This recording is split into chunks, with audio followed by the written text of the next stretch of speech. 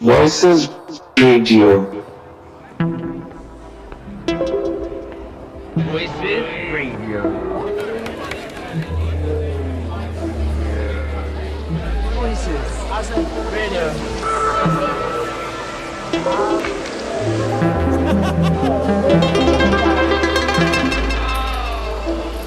Voices Voices Radio. Radio.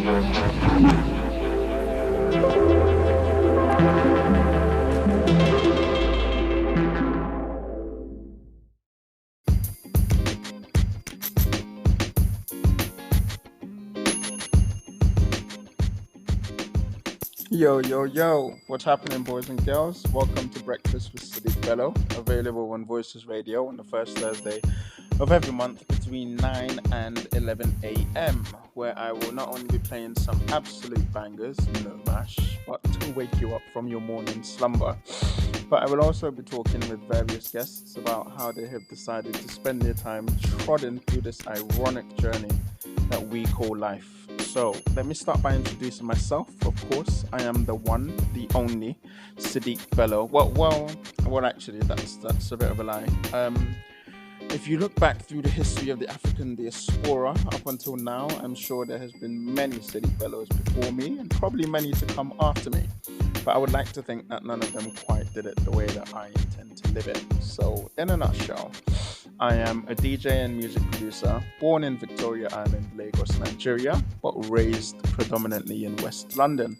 Starting out as a house DJ, I later expanded into open format, blending a myriad of genres and learning how to scratch and use effects. This would later help me develop my own style.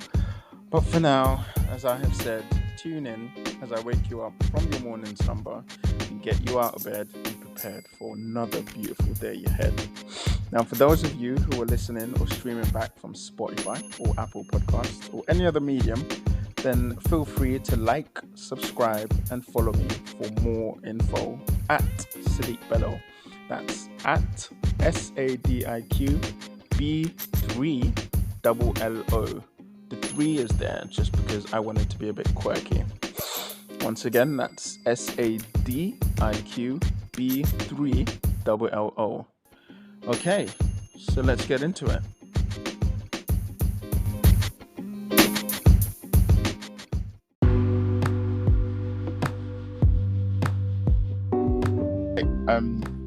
Hi, boys and girls. My name is Sadiq Bello. For those of you, if this is your first time tuning in, welcome to Everyday People. The show did used to be called Breakfast with Sadiq Bello, but I decided to change it because I just wanted to be quirky like that.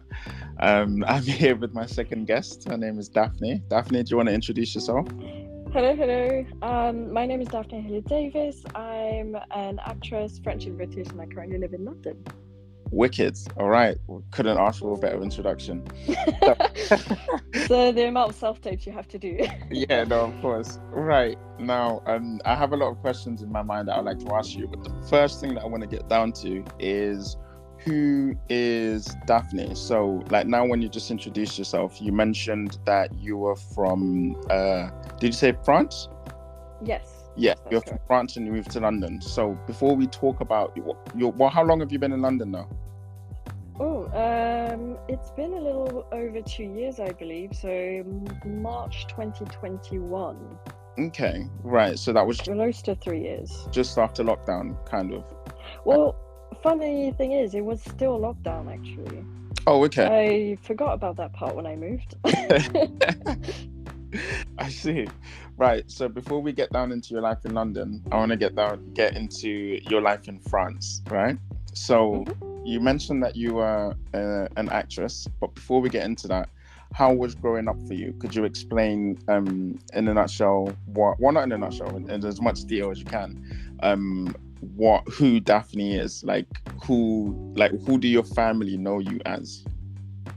It's quite an interesting question because I guess it's something that we all try to figure out as we go along, right? And growing up, I moved a lot. So a lot of people in London think, oh yeah, from France, and that's pretty much it. But I was born in the south of France, so in Toulouse.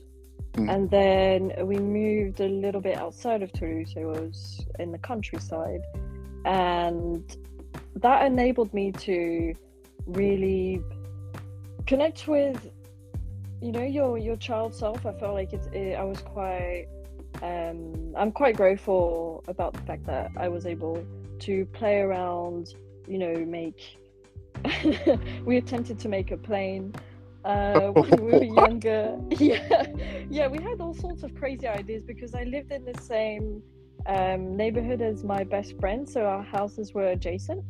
And I have a bigger brother, an older brother, so he's 1.5 years older than me, so we're quite close in age. And my best friend at the time, so when I was in primary school, her big sister was my brother's age and we were the same age, so we were always a little gang and we'd always do some crazy things. We lived by a forest, amongst fields. There was, one primary school, no secondary school, nothing. It was a tiny little village, but it felt very safe. Meaning that I could experience a lot of different things and grow up sort of in a safe environment. On my own. Did everyone sort of know each other in that sense then? Yeah, pretty much. But we only lived there for 2 years. Okay. So I've got quite fond memories of. No, I'm lying. A little bit longer than that. What? Anyway, not less than 5 years, definitely, because we moved when I was 6. But it's around that age that you start making good memories. Yeah, your brains kind of start connecting. I moved around a lot when I was young as well, to be honest. So I found. Oh, really? Yeah. I did a lot of moving. I feel like from the ages of, I have no memory of like being 1, but like from the ages of 1 till 7, I'm pretty sure we moved to like 3 or 4 different houses or locations, which made it easier for me to actually be able to communicate or speak with people. But you were saying, so you said that, so I'm assuming it was like quite a tight-knit community, everyone knew each other, and you were there for less than 5 years, but do you have memory of where you were before that at all, or was that, I'm trying to... Yeah, so before that we were in Toulouse. it's a pretty average big town in France, I guess. It was quite fun, but it was no what's it called, kindergarten? I think that's the American term. But... Well, I know, nursery. Nursery. It confuses me. I was in Toulouse at that point. I have quite a few memories there. So fun fact, when my first year of nursery, so the nursery was next to a big what's it called, factory. Okay. And the factory exploded. And what? It was a big event in Toulouse because it was 1 week after 9/11, and it killed and injured quite a few people. And that was my first memory, actually. Of so that I wasn't. Child, that's mad. Yeah, my first memory. I don't remember it extremely clearly, but I remember it in flashes. So I was in nursery. Chaos, or not like chaos, but or like a sense of, I don't know, people being scared of, like, do you have that somewhere deep down in, like? Yeah, very much so. So I was in nursery, and then they put us all in the hallway, and they told us to put some tissues above our, like, on our noses and mouths. Luckily the staff was trained in case of something happening, and the school was built accordingly, so luckily we were not injured or anything. And then sorry? No, sorry, carry on. My mistake. No, it's all good. And because they knew that my brother and I were obviously related, they sat my brother next to me. And I remember very clearly where he was sat. And he turned around, looked at me. Obviously, everybody was crying. We were all, under 5 years old. And he turned to me, he took my hand, he looked me straight in the eyes, and he said, "Stop crying. There's no reason for it." And we both stopped crying and just sat there. It's very dramatic, but it does make sense. because no one knew what was happening. My mom was extremely lucky at the time to be in the supermarket, so it was on her day off. Yeah. And I'm saying she was lucky to be there because when we went back to the flat, so when she felt the ground lift, yeah, and then she took the car, went straight to the nursery, picked us up. We went back to the flat, and all the windows and even the computer screen had exploded. My God, I can honestly say I could not have expected that answer for of like what growing up was. I think you might be the only person that I've ever come across that has told, well, so far that has told me, like, you know, a story like that, like they experienced something like that as a child or like their earliest memory. Yeah, that's my very first memory. Do you think coming back to, sorry. So do you think that had reason to do with you guys moving from Toulouse to like the countryside? I think so, yes. It's hard to tell because I was too young to understand the whole politics, but I mean, partially also I think it was I think it was the plan to begin with, that my parents wanted to build a house. And you know, typical family things, like get your own house, a little bit outside, get married, have kids, a little bit outside of the city. Sort of have a peaceful life. So my dad's a teacher, my mum used to work in a laboratory, so I think it did play a big role, because at the time my dad used to work very far from where we were, so luckily he was not impacted by the explosion as well. My whole family was very lucky.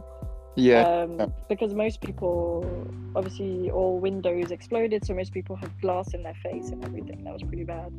Oh, right. But yeah, that was my earliest memory. And then we moved outside of Toulouse, but as I said, we didn't live there for that long, because we then moved to Reunion Island. So that's an island next to Mauritius, so completely the other side of the planet. And I lived there for close to 10 years. Right. And did you have family in Mauritius? Like, it's not Mauritius. Oh, it's next to it. Okay, sorry, my bad. I didn't. That's okay. So this is moving from Toulouse, you've moved to this sort of like countryside town, I imagine, for less than. It's a village. It's not even a town. It's like less than 3,000 people. In the south of France. It's tiny. Do you know what it is? Because every time I think of like the south of France, like, so this might just be me or just something that I've grown up with from listening to people, but I've always thought south of France was very like, I don't know, millionaires on like yachts and like big houses, and they've all got like kids go to private school, and like south of France has always been sort of described that way to me.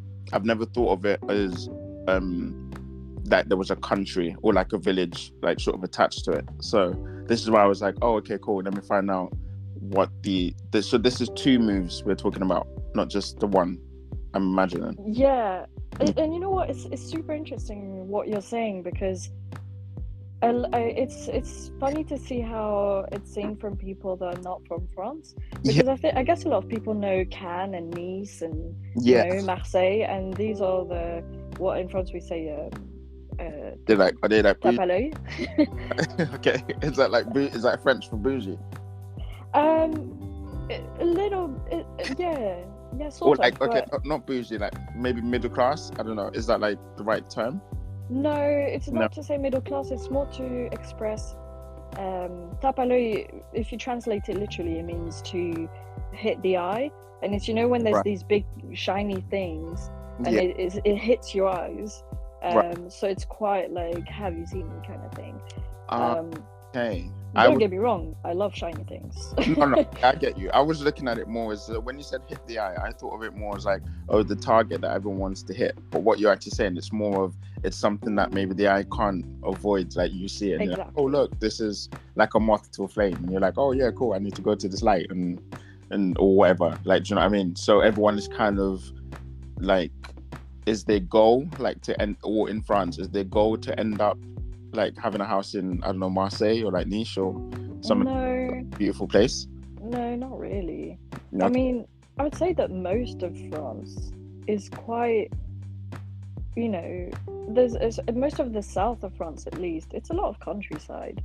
These places are quite separate, and also where I grew up is quite far away from it geographically, because Toulouse is closer to Spain, and all of these places, so Nice and Cannes, for example, are closer to Italy. So we're in completely different sides of France. I can't speak for the people that live over there. I've been there, and it's absolutely beautiful. I mean, it's one of the most pretty places that I've ever been. But in the rest of France, it's not. No one says, "Oh my God, I have to live in Cannes or Nice," because it's quite seasonal during the summer and spring. It's amazing, and there's the Cannes Festival. There's all of that. But the rest of the year, I mean, it's Cannes itself, for example, it's quite quiet. Okay. You know what, right? This is going to sound so ignorant of me, but it's only just now that you just mentioned that the Cannes Film Festival was there. I've always thought of like the Cannes Film. I don't know why. I always think that the Cannes Film Festival was in Italy. I know it sounds crazy. I mean, close. Yeah, but it's only.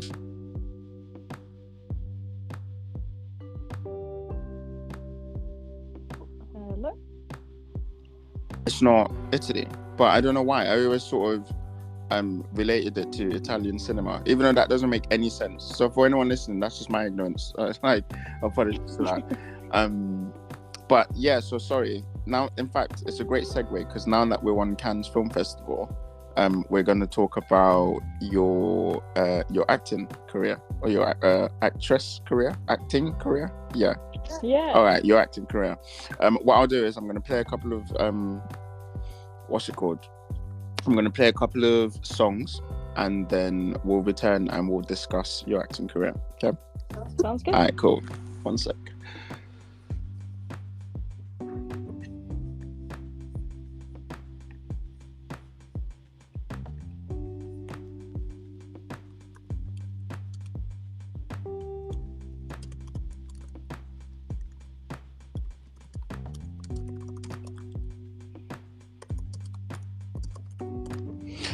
Okay, so we're back. For those of you who are locked in, it's Everyday People with Sadiq Bello, and I'm here with Daphne Hillier-Davis, who was just talking to me about growing up in France, and we didn't get too tough into her moving over to London, but we're about to get into that now and talk about her acting career. And so, Daphne, do you want to say hi to the people? Hi again. I'm still here. And yeah. Cool. Nice to know. Okay, so before we get into your acting career, you mentioned about coming from France. We left off and said coming from France and moving over to the UK, right? Yes. Right. More or less. But before moving over to the UK in 2021, you had frequently been sort of moving over, or like coming for holiday? Yeah, so I'm half French, half British. Right.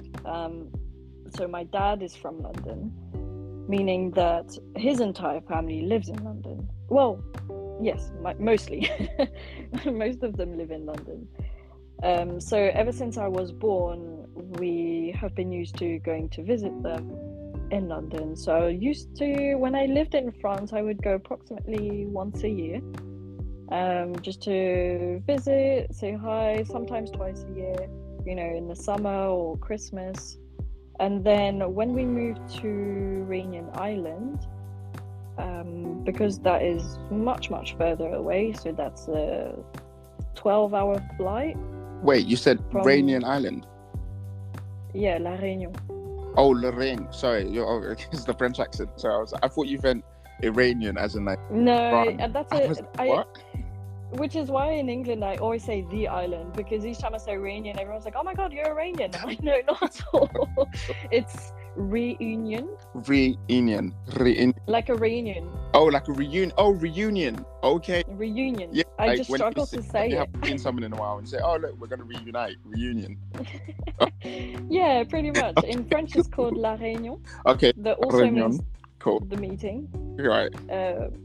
And it's a French department, but it's overseas. Right. So it's in between Madagascar and Mauritius, pretty much. Oh, okay. That makes sense now. Cool. But you can imagine that's very far away. Yeah. So we would go back to London maybe once every 2 years. Right. 3 years. Wait, Madagascar's like near. Like, isn't that like near the bottom of Africa, or like? Yeah. Yeah. Yeah, it's South Africa. Yeah. That's quite a distance.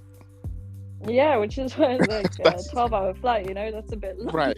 So you would frequently do this 12-hour flight growing up. I imagine from the UK to La Réunion, right? Yes. I'm gonna butcher it. I'm not gonna the way that you say it with like this really cool French accent, right? But you know what? A for effort. A for a lot of right. people don't try. So I appreciate it. Yeah, La Réunion, right? So you go from the UK to La Réunion growing up, 12-hour flight. You have family in both places? No, so only my parents, my brother, and I moved to La Réunion. Okay. We don't have any family there. So my mum was originally from there. So she was born there, but she was adopted in France. Okay. So her family is in the south of France, and my dad's family is in London. So we were the only ones there. Right. Yes, that makes sense. Okay, so so I'm assuming that means I kind of know this already, but it's mainly for the listeners listening. You're of mixed heritage. So if your mum's from Madagascar, I'm assuming she's black, African. Yeah. Yeah. So it's not part of Madagascar. It's very hard because it's lost in the middle of the Indian Ocean. So each time I say what it's close to sort of help people visualize on the globe, but it's not from any of these places. It's just a random island. Yeah, just like in the middle of somewhere. Because I was going to look at it as so when you mentioned near, like on the other side of Madagascar, or like in the middle of the Indian Ocean, I'm assuming it's part of the African continent but maybe owned by the French. That's kind of how I looked at it when you just mentioned it being in the Indian Ocean. Is that a correct description, or? It's not part of the African continent. Okay. Because it so how like it was a volcano that erupted from sea and it just became an island over time. Okay. So it's independent because it's part of France. It's actually, it belongs to France. Like we have the French school system, the same president. Yeah. It's just another department that's completely on the other side of the planet. Okay. I'm looking at a map now as we speak, and I can kind of see where it's at. Yeah, it's okay. So it's not. Yeah, it's near Madagascar, but it's literally a tiny island. Yeah.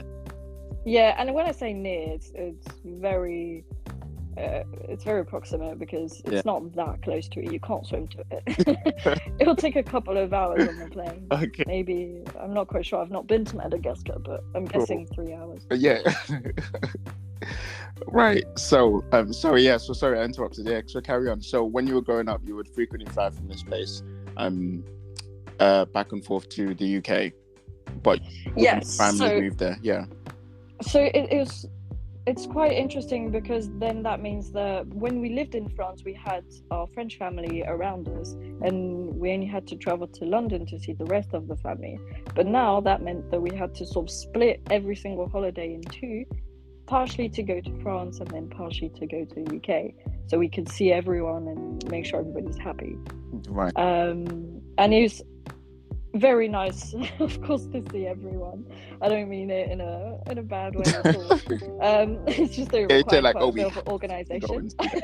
We have to. Like we didn't. It's like, oh no, not again. But that's how we would do it. Generally, we tend to go during the summer, just because it's easier that way, and most people have longer holidays during the summer. Yeah. And that's the winter on the island, because the summer and winter are inverted. Right. So during the Southern Hemisphere. Yeah. Yeah, so during our winter, we go to European summer and go there. So I'm quite used to London, but it's different living here, because when you're here as a tourist, although you're also with family, it's completely different. You don't need to know all what's the best network provider and all the slang words, because you only speak with people from your family, so you all speak the same way. You see it from the eyes of, like, it's kind of like anywhere that you go on holiday. That's why I always find that when I go on holiday to places, I feel like I don't really know the country in the way that I would know it if I was living there, because when you're visiting, you only see like the highlights or like a few spots, whereas when you maybe when you were coming with your family, for instance, you would spend time in, I don't know, like Marble Arch, Knightsbridge, Oxford Circus, or whatever.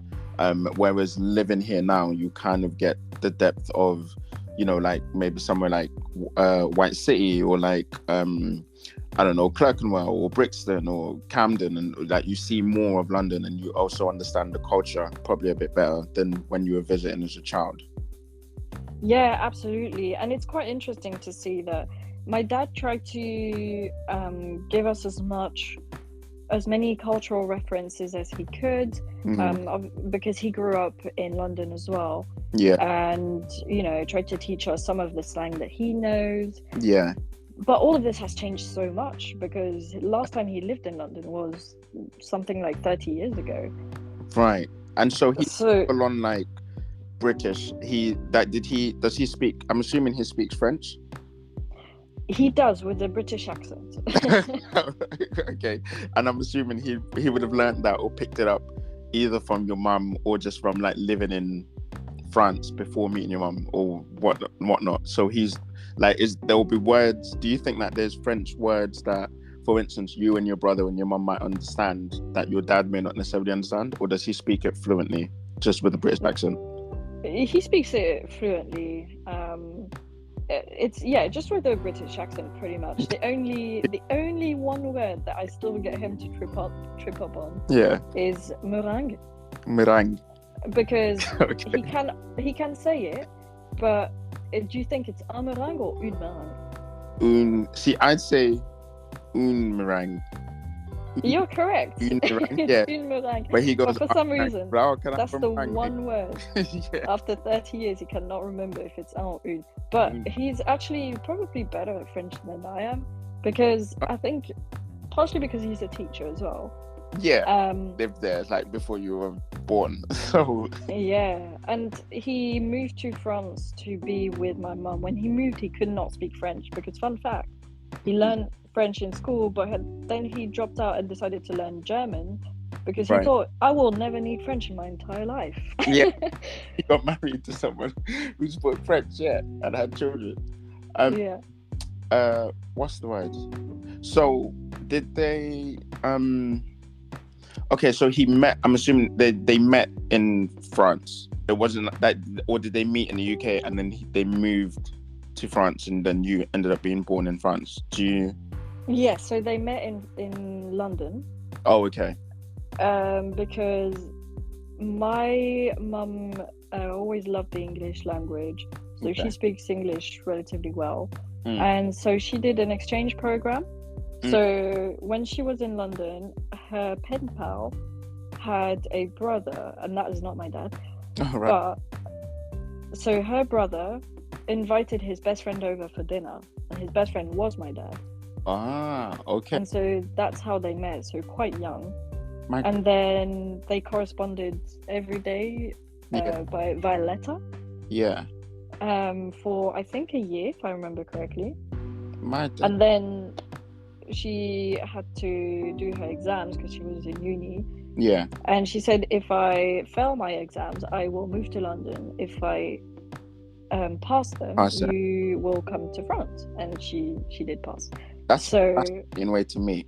That is like everything that you were telling me in this conversation it's really fascinating. Like to you, you say it like, you know, it's normal. Like, oh yeah, cool. So like I was a child and like, you know, there was like an explosion and we moved. But it's all, everything you are saying, I don't think I've ever spoken to anybody else who has ever told me their life story in this way.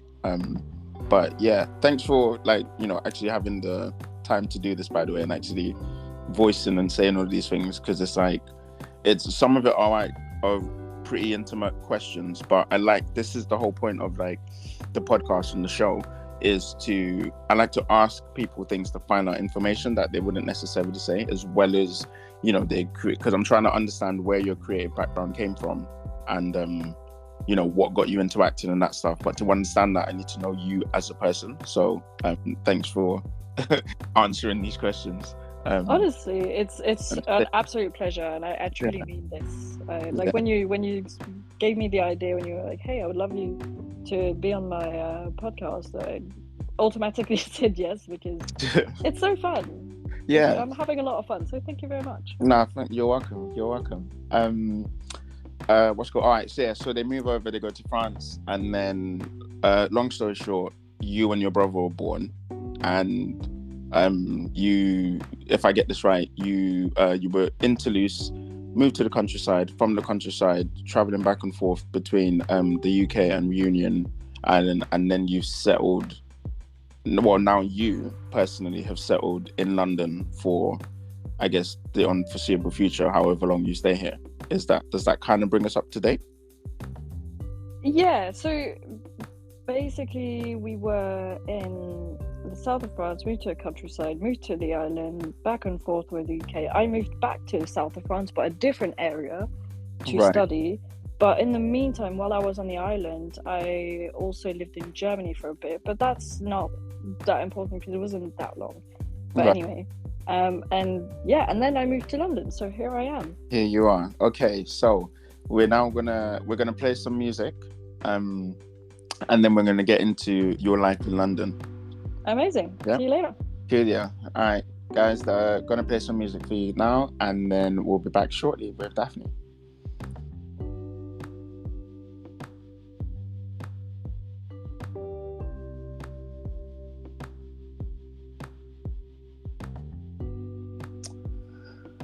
Okay, so I hope you guys enjoyed that you're listening, just playing some tunes to wake you up in the morning.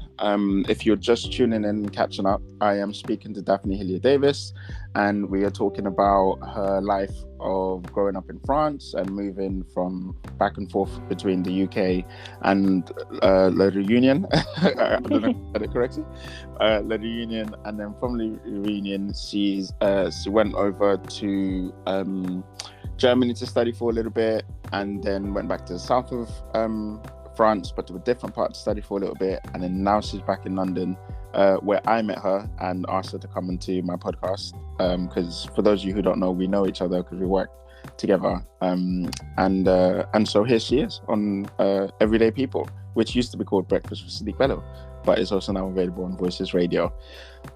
You can also listen to this podcast on Apple Podcasts, Spotify Podcasts, Amazon Music, Pocket Casts, and basically everywhere that podcasts stream.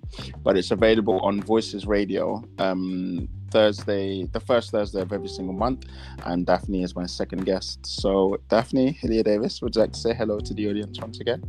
Hi everyone. If you have not listened to the first part of the podcast, I would recommend doing so and hear about some crazy story from France. All right, so now let's get into the artist side of you, the creative side. In the trajectory of your life, do you remember the first moment where you decided, I'm going to be an actress? Was there a defining moment that made you want to pursue that career? So the answer to that question is yes and no. Right. Yes, I remember one moment where I made the executive decision that that's what I'm going to do. But it was only a realization that it made sense for all this time. Basically, I remember exactly where I was. I was in school, very boring. I was 12 years old, and I was a little bit of a loner at the time. I had my best friend, still my best friend. She's the best, shout out. And shout out best friend, TT. Yeah, and for a long time I said that I was going to be a writer, and then I said I was going to be a teacher, and then suddenly I can't remember what my train of thought was exactly. But I thought, oh, I love like filming and all of that. And then I was like, well, that makes total sense. I should be an actress, because ever since I could speak, I've always done it unconsciously. So apparently, and that's my parent telling me the story, I can't even remember that. When I was in nursery, I had a lot of plush toys. So when I would come back from nursery, I'd put all of my plush toys in specific places in my room, and I would reenact everything that happened that day. So I would be the teacher, and my parents said it was quite fun because they could know who has been punished, all of that. Anyway, Right. And I would just do it on my own. And then my grandparents had a camera, an old camera, and you can see footage somewhere, probably on a hard drive, of myself and my brother just filming ourselves, and I would make little little videos, and I'd pretend to be a journalist, and I would always do that. And when I was in school, so in secondary school, as I mentioned, I was a bit of a loner, a little bit of a nerd, if you will, and after school I would do one of two things. Number one, I would either go to the public library and spend as much time as I could there until they closed, just to read. And number two, if I was not in the public library, I would get my dad's iPad and I would film little music videos with, I think it was called Movie Star at the time. Right.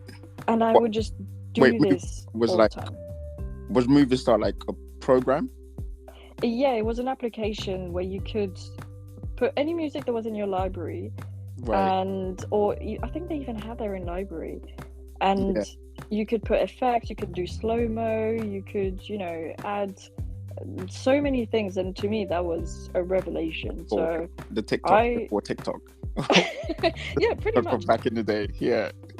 So I would spend my entire free time doing this, and then I would also force my friends to be in my little videos. I would make adverts, and then I would write scripts of ideas that I had, and then it became a little bit more concrete in what I call high school, but I can't remember the English term.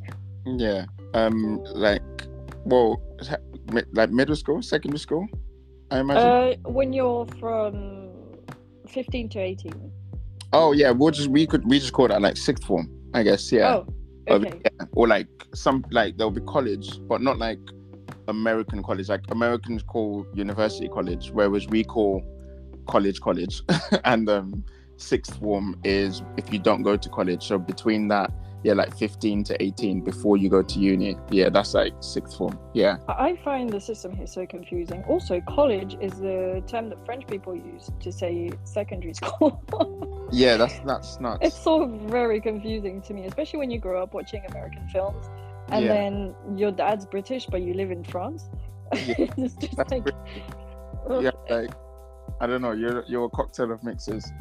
yeah, but yeah. Anyway, in sixth form, each time we had a project to do, because I wanted to study cinema, but we didn't have that option in school, so I studied literature. Okay. So German literature. Oh, cool. That was my speciality for A levels. Yeah. So it's like German literature and advanced German, and then you have to do French literature and history and all of that. Basically, no sciences. Yeah. Aren't the Germans really good at like making films? I feel like I don't know why I have that in my. Weirdly enough, I'm not super versed in the German cinematography. From what I know, it's not that big. Okay, yeah, just because when you said German literature, I automatically thought of like black and white movies from like the 50s or whatever, and I don't know why I seem to think like Germans were like really good at that, or there's some relationship between France and Germany based on films. I don't know. It's good to be honest. It could be just. Maybe not in the 50s. But... not in the 50s. Yeah, not then. There was like some cold stuff happening back then. I mean, they didn't really like each other, but yeah, I seem to feel like when you just said German literature, they either there's like really good, I don't know, like German folk tales or like stories or something like that, or maybe it's just my mind making up, connecting dots. In terms of stories, yes, I would say the literature side of things in Germany is incredible. Right. Cinematographically, so I did not study that in school. Yeah. We really stuck to books and paintings. Yeah. But in uni, so when I studied cinematography in university, we mainly studied French cinematography because that's where cinema started. Yeah. So I'm not the best person to ask about the German cinematography. That's fine. But I never really heard that much about it for some reason. Yeah. I don't know. Maybe I'm just not super cultured. Who knows? No, I mean, do you know what? It could be me. I could just be because, you know, a minute ago you were talking about the Reunion Island and I said Iran. So it could be me that doesn't know stuff and I'm actually just confused in the things that you're aware of. But yeah, to take you off course, you were saying so you studied German literature. Yes, and so because it was quite an artsy course in general, it means that we had a lot of projects to do and we're quite free of how we could do it. So a lot of the time I would make videos, and then we had the sort of film festival for the school, which was really fun. And same, I would sort of make videos, and I made a promotional video from the dance club because I was also part of the dance club. So everything that I could do in a video form, I would do it. You'd put it into into like a video, I guess, and force your friends to be in it.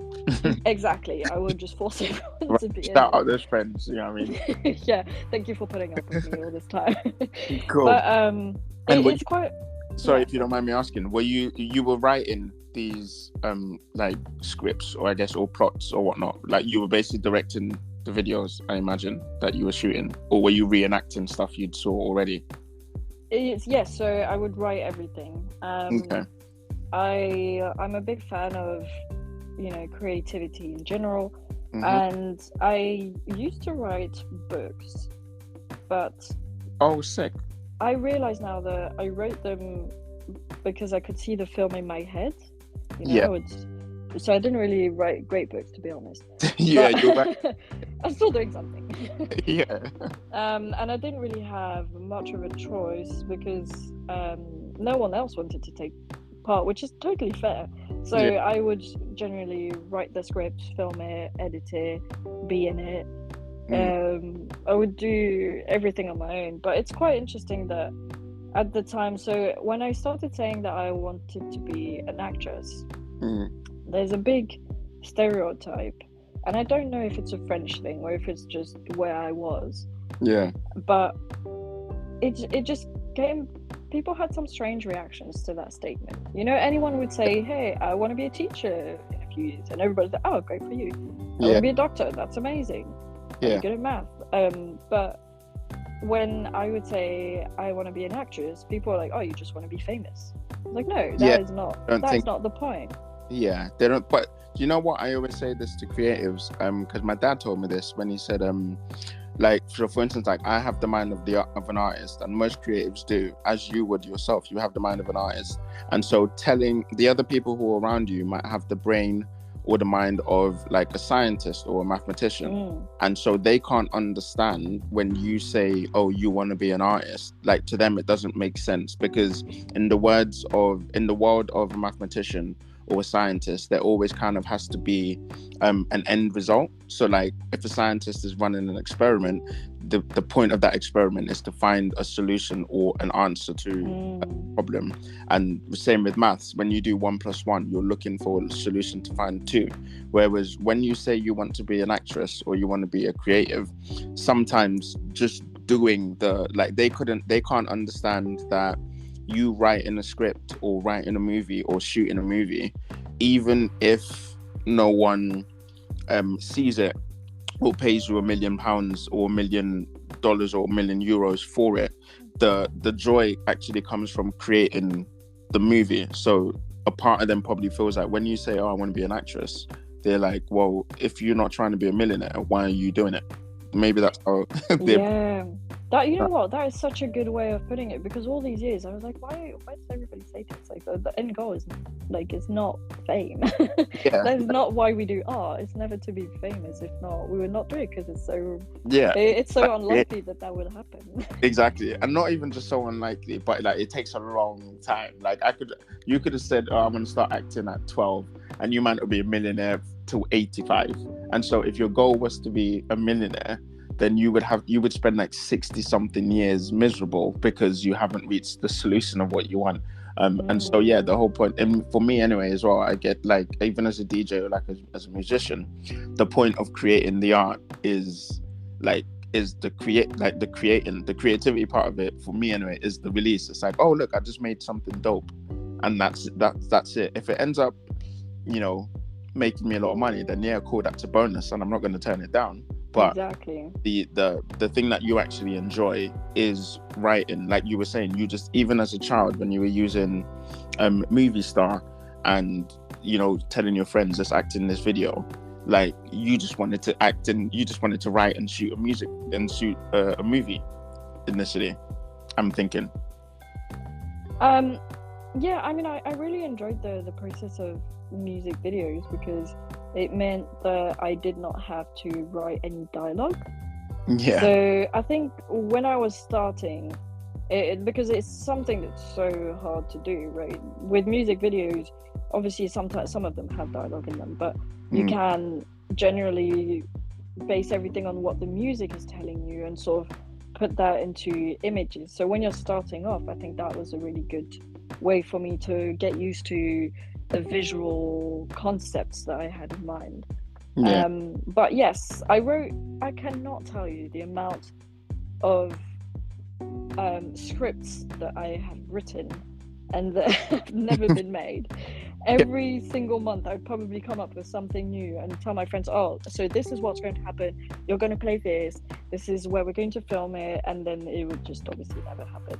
But that's also part of the creative process, and it's fun looking back on it, because I still have almost all of those scripts, and it's fun looking at them and thinking, wow, this is really bad, but I can see that I've grown a lot and I still have a lot of improvement to make. But it's all a journey, and it's so great. That's something I love about art, is that you get to see where you started and where you are now. Yeah, no, that's really cool.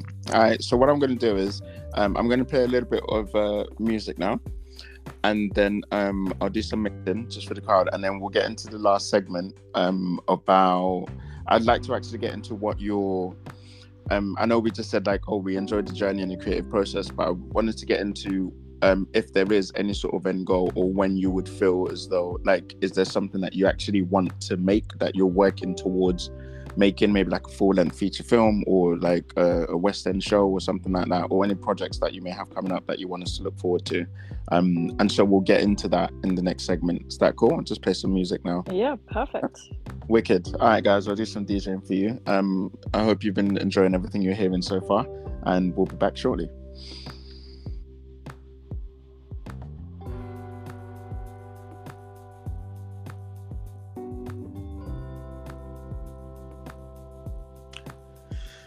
Okay. Welcome to the last segment of Everyday People with myself, Sadiq Bello. I'm interviewing my guest today, Daphne Hillier, who I've really enjoyed this conversation with, by the way. Daphne. Thank you. Same.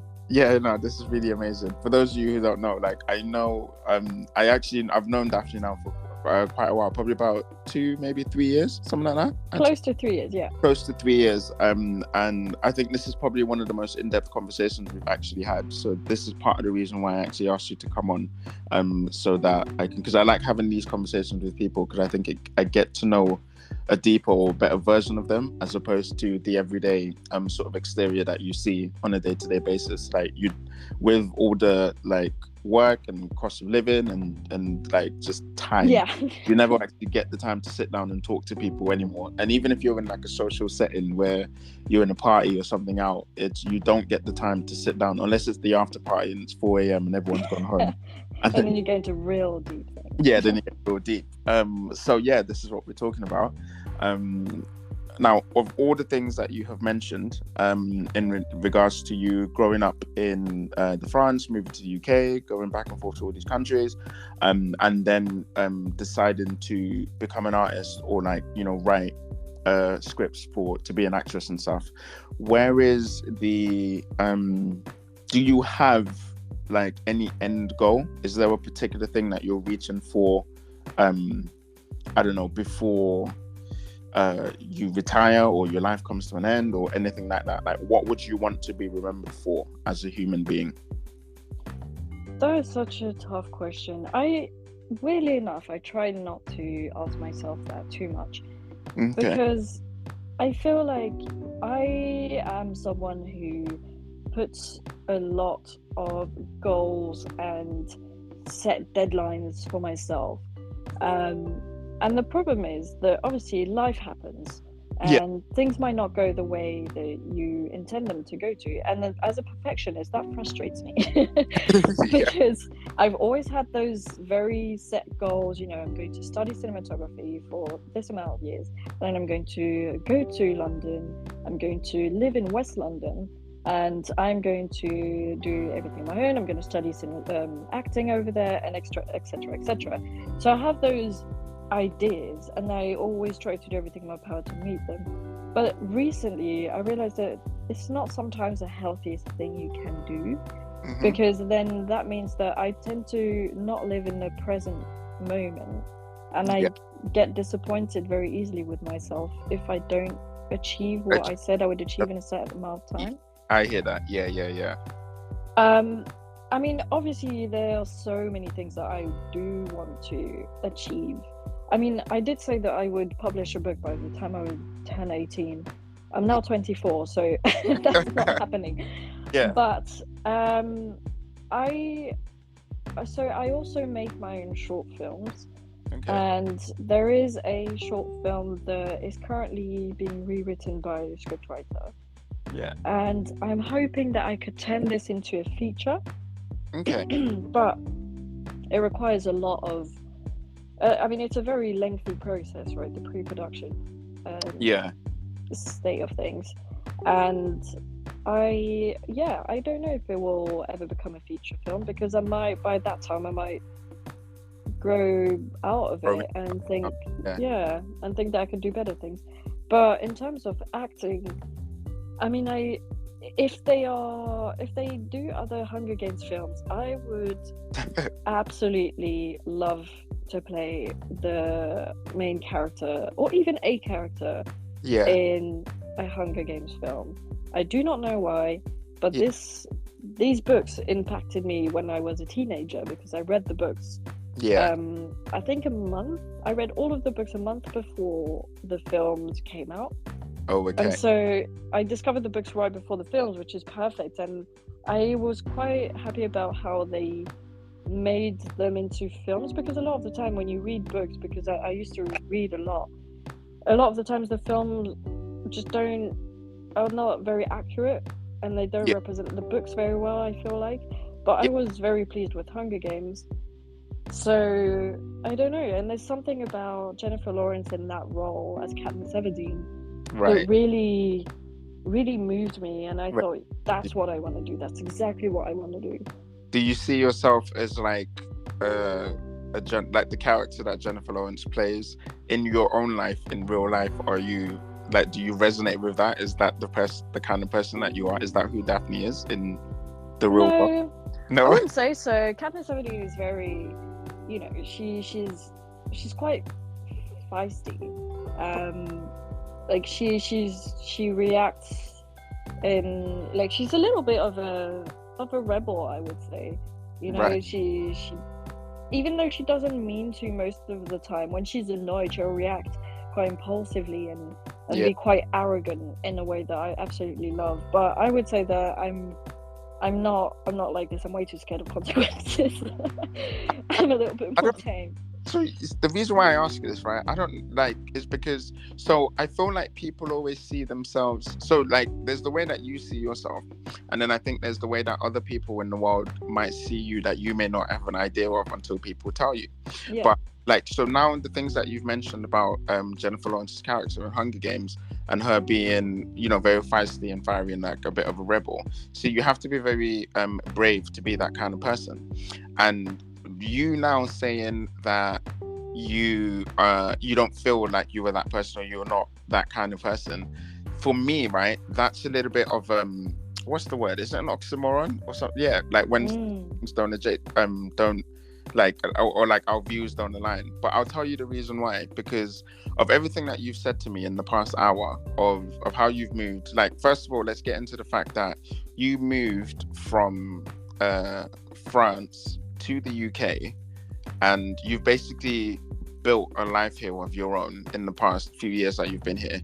You did it at a time that was very uncertain, which was lockdown, and while everybody around you, you know, friends and family members were maybe pursuing a career in I don't know, being a teacher, being a doctor, being something that was like sustainable or could prove to be stable in the future, you decided that you wanted to pursue your career, your creative aspects and become an actress. So see, I look at all of those things as being brave or like being rebellious, even though you wouldn't.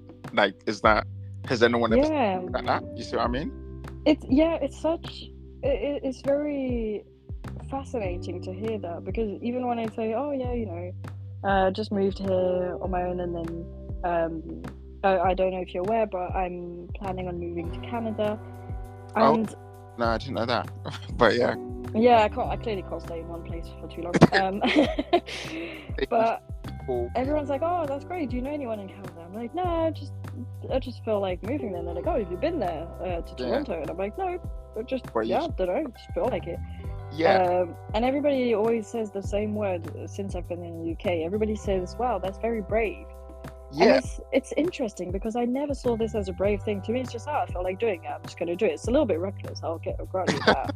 but I feel like that's why you resonate with her, because even though you might not see yourself as this brave, rebellious kind of character, other people around you might, because you are doing things that we would only talk about or think about doing. Like, I'm pretty sure even if you spoke to I don't know, Beyonce, I don't think Beyonce wakes up in the morning and sees herself as like, oh my god, I am Beyonce. She probably just sees herself as a normal human being, but everybody around her sees her as Beyonce. And so that could be the same thing for you, although you might see yourself as, oh yeah, no, I'm just like this chill girl that's like just Daphne. But to the rest of us, or at least to me, after this conversation, I'm like, no, you are actually, maybe there is a bit of Jennifer Lawrence in you, and that's why she would like to play that character, because somewhere in your subconscious, you are that person in your life, whether you realize it or not. But I think it's a very brave thing to do, to move like to a different country, kind of on your own, build your own life, and then do the same thing again. Like, most people would do it once. Maybe you've done it. Well, you did it when you were growing up, and then you've done it once now, and you're planning to do it again. So I think you should give yourself some credit. Like, it's quite a brave, rebellious thing to do. Thank you. I'm gonna describe myself as Daphne the Rebel from now on. AKA has been compared to Beyonce and Jennifer Lawrence on Sadiq's podcast. So yeah, that's my new bio, guys. Yeah, thank you very much. But yeah, I think in acting it's quite interesting when there's a role that I want to do. It's a lot about the challenge of it as well, right? Because sometimes it's really fun when you do identify to the person, but I would say that from time to time it's even more fun when you do not identify to the person. Like, if you play a psychopath, right? Yeah. I hope that I do not come across as a psychopath. But it's so fun because you get to experiment new things, and you have to get into that character's sort of mindset and body, and you have to find ways to link it to things that you can relate to emotionally most of the time. But it's it's so interesting. It's such a great challenge that I don't know. Yeah, it's Yeah. amazing. I love it. I mean, I think it's safe to say we found what it is that makes you want to be an actress. Like but it's interesting for you to portray, other people, like to pick up the mannerisms or be in their mindset and explore this story, and then you be the person to play that out, and be somebody else. So, well, I mean, if I would say one last thing, yeah, sure. it's what I think is fascinating with acting is actually how you can make people feel a certain thing. So when we watch a film, we all know that it's full fiction, right? We know the violin in the background is here to make you cry, and suddenly it's raining out of nowhere, and we know that it's all fake. The wind is probably a fan and everything, and yet we still watch it. We still go to the cinema. We still watch films. We still enjoy it. We laugh with the characters. We cry with them. We grieve certain characters, and I think it's all a process. Every little piece comes into the puzzle, but acting is part of that. And if I'm able to make someone feel something, although they know it's not real, that's cherry on top. That's it. That's the goal.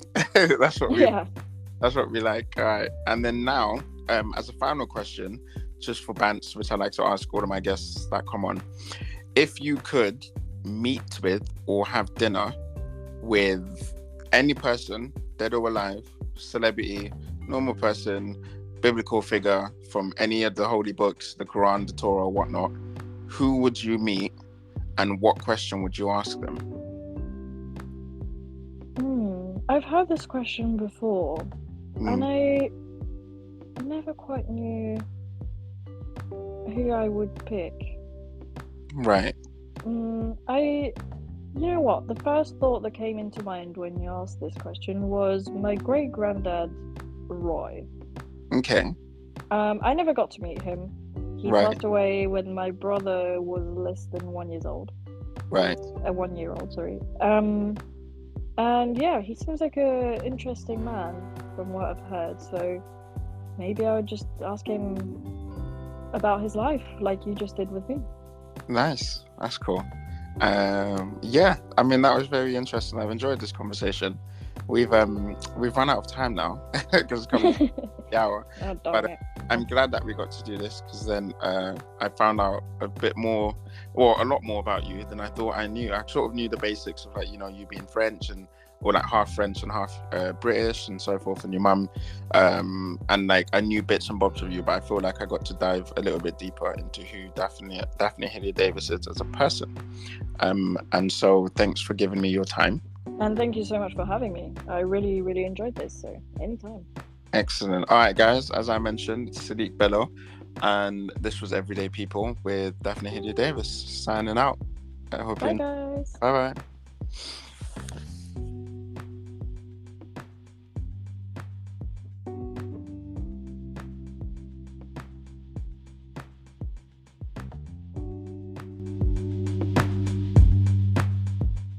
Voices Radio. Voices Radio. Voices as a radio.